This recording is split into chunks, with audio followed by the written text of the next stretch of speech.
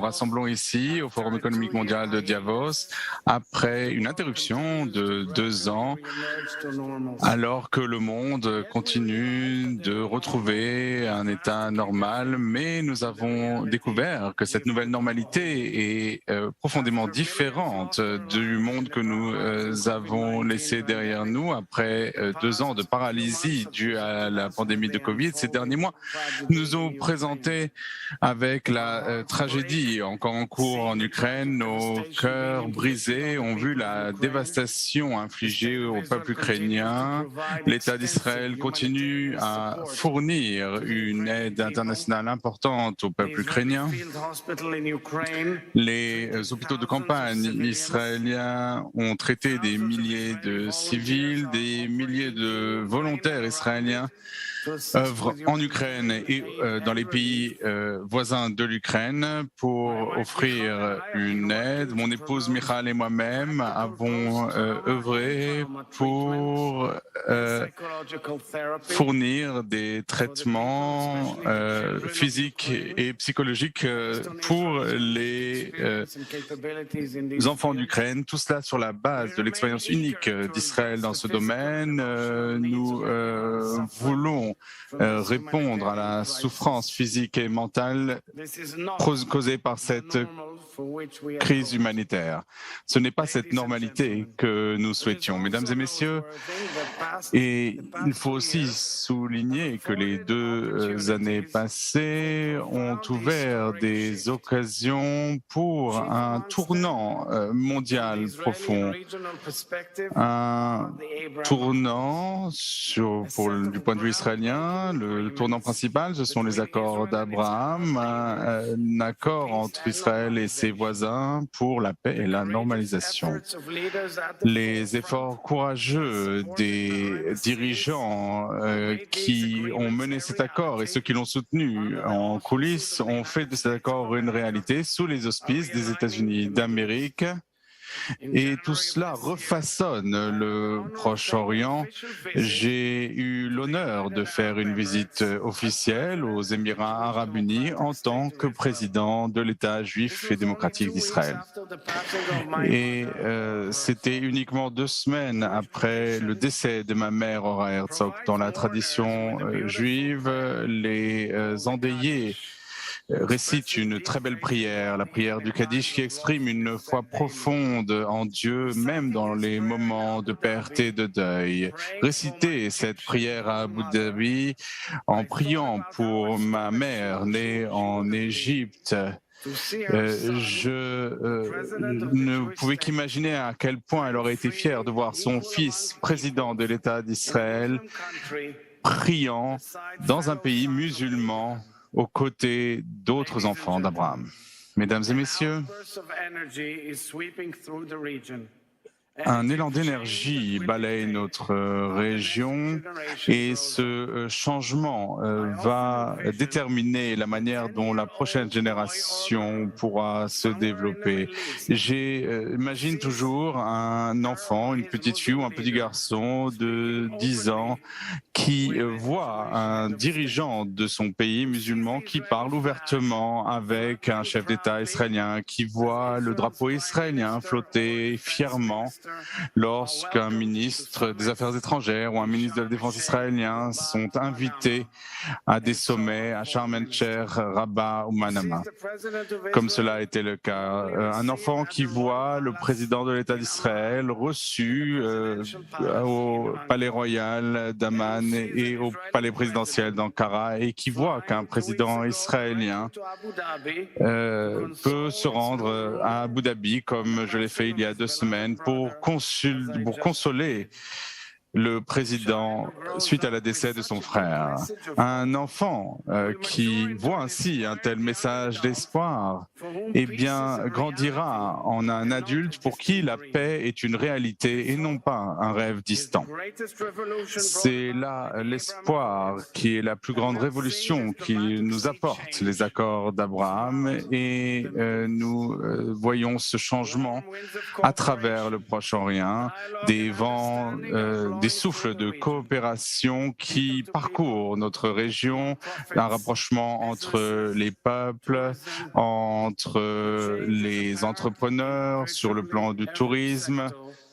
Ce changement est visible dans presque toutes les structures et dans toute la région. Et cela est vrai en ce qui concerne notre nouveau partenariat avec les Émirats arabes unis et le Soudan, aussi bien qu'avec nos partenaires traditionnels que nous respectons, l'Égypte et la Jordanie. Ces occasions encourageantes de tourner la page avec la Turquie et pour élaborer une coopération avec des pays dans la région avec lesquels nous ne souhaitons que formaliser nos relations, tout cela me remplit d'optimisme. J'appelle tous les pays, toutes les nations proches et lointaines de se joindre à cet élan de changement, de créer des partenariats avec Israël pour avancer vers l'avenir et écrire l'histoire. Chers amis, nous sommes bien conscients que, en même temps que cet élan, la motivation des forces obscures grandit elle aussi, qu'il s'agisse de groupes terroristes ou de régimes radicaux qui souhaitent propager la violence et ceux qui sont encore bloqués avec cet ancien paradigme du Proche-Orient et qui rejettent le nouveau paradigme et dirigent leur haine à l'égard de l'État d'Israël, sa population et les Juifs à travers le monde. Nous devons leur clarifier que l'État d'Israël est là pour toujours. Notre lutte principale est malheureusement contre le régime iranien qui ne cesse de saper la stabilité dans la région. Israël et toutes les nations du monde ne peuvent pas tolérer la recherche de l'Iran d'obtenir des capacités nucléaires et la menace que cela ferait peser sur notre région serait inacceptable. L'Iran ne cesse d'infliger de la souffrance et nous voyons que tous les pays ou les régions qui sont infiltrées par l'Iran, eh bien, la prospérité, les libertés humaines, eh bien, sont effacées de toutes ces régions. Nous l'avons vu aussi bien en Irak qu'au Yémen, nous l'avons vu à Gaza, nous l'avons vu en Syrie et nous l'avons vu au Liban. Prenez l'exemple du Liban. Beyrouth était surnommé le Paris du Proche-Orient. Le Liban est un pays avec lequel Israël n'a aucune raison d'être en conflit et il est très troublant et très triste de voir la catastrophe que connaît le Liban qui ne cesse de tomber dans la pauvreté et la souffrance. Israël souhaite partager sa prospérité et son succès avec tous ses voisins, mais tout cela est impossible à cause de l'influence iranienne. Je suis convaincu que si nous choisissons les forces de la lumière, si cela nous ouvrirait un futur radieux qui est bien plus proche qu'on ne l'imagine. Nous tendons la main pour la paix à tous nos voisins du Levant au Golfe Persique, du Maghreb à l'Orient, de nos voisins immédiats, les Palestiniens, à l'ensemble du monde musulman et également à l'ensemble du continent africain et au Moyen-Orient tout entier. Nous le devons à nos enfants, nous devons nous écouter les uns les autres, nous devons travailler ensemble pour étendre la compréhension malgré les conflits et les différences. Nous attendons des autres ce que nous demandons à nous-mêmes, d'être fidèles à la vérité, même quand cette vérité fait mal. Il faut rejeter les fake news et travailler ensemble pour prendre un nouveau chemin, afin d'assurer un avenir sûr pour tous les habitants du Proche-Orient. Nous devons avoir une approche nuancée à plusieurs visages. Nous devons intégrer des éléments sociaux et climatiques. Nous devons travailler à l'échelle régionale pour modifier fondamentalement notre approche à l'égard de notre planète. Utiliser des technologies révolutionnaires pour propager la prospérité, la santé et le bien-être de nos peuples, pour instaurer un nouveau paradigme de tolérance, de dialogue et de confiance, parce qu'ensemble, nous pouvons façonner non seulement un nouveau Proche-Orient, mais une renaissance du Proche-Orient, une nouvelle alliance pour un futur durable.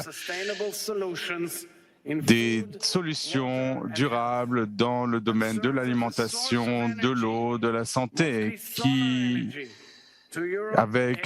en utilisant cette énergie, en exportant cette énergie en Europe et en Afrique, comme nous le voyons, ce nouveau Proche-Orient, non seulement un Proche-Orient qui est différent, mais qui utilise son élan avec des systèmes de défense coopératifs et des technologies qui sont partagées pour le bien-être du monde entier. Mesdames et messieurs, il y a eu trop de choses au cours de ces 2 années pour que le monde revienne à la normalité d'antan. Nous ne pouvons pas avoir un avenir qui ressemble au passé. Nous devons changer nos paradigmes, nous devons nous fixer des objectifs ambitieux et grâce à eux, surmonter tous les obstacles.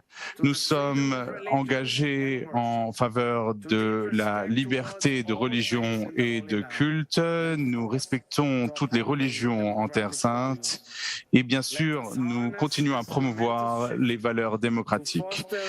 Saisissons ce tournant profond pour encourager le dialogue entre les êtres humains cœur à cœur, en travaillant avec les pays de la région, avec le soutien de ce forum économique mondial. Nous aurons l'occasion de bâtir la paix, la prospérité et le progrès pour tous les fils et les filles d'Abraham. Travaillons en direction de ce renouveau du Proche-Orient pour partager un futur durable pour tous nos enfants. Si nous montrons l'exemple par l'action, nos cœurs suivront très rapidement. Merci à tous.